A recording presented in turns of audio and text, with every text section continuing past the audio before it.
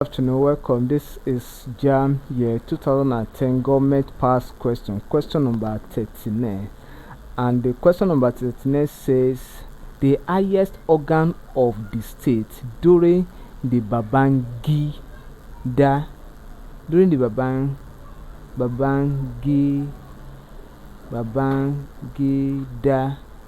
Babangida regime was dash. The highest organ of the state during the Babangida regime was the dash. Option A says Armed Forces Ruling Council. Option B says Supreme Military Council. Option C says Federal Executive Council.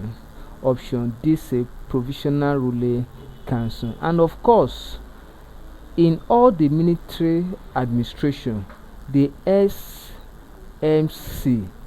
is the highest,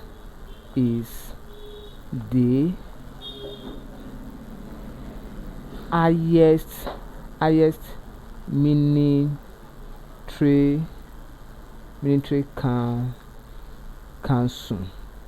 So which is Supreme Military Council. So the Supreme Military Council is the highest organ of the state during the Babangida regime in Nigeria. So option B is correct. Thank you and God bless you.